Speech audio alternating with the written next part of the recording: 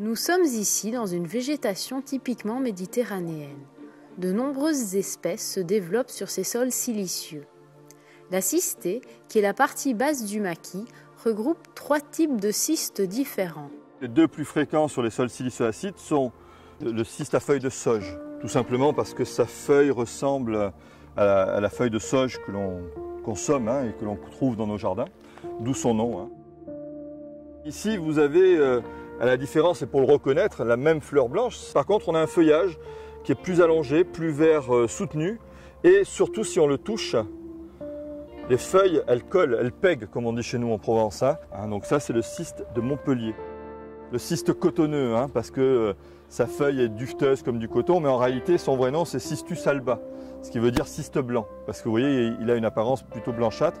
Et là, on ne peut pas le confondre, parce que la fleur est toute mauve, avec des grosses pétales, toutes fripées.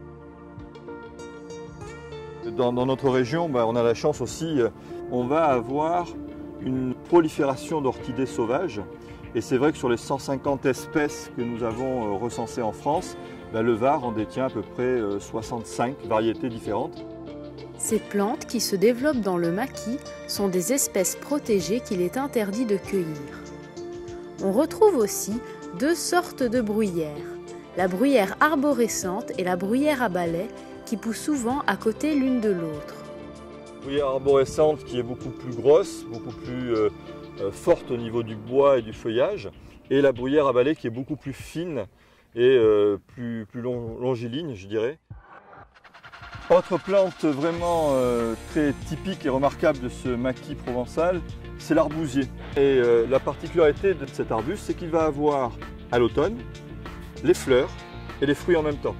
Ce qui au niveau botanique est impossible puisque une fleur nous donne un fruit. Et donc là, la petite astuce, c'est qu'on est un petit peu comme sur les agrumes, où le fruit qui est là, présent aujourd'hui, est issu des fleurs de l'année dernière et qu'il va mettre 1 an pour arriver à maturité complète. La saison la plus difficile dans la région pour tous ces végétaux est l'été, et non l'hiver qui est plutôt doux et clément.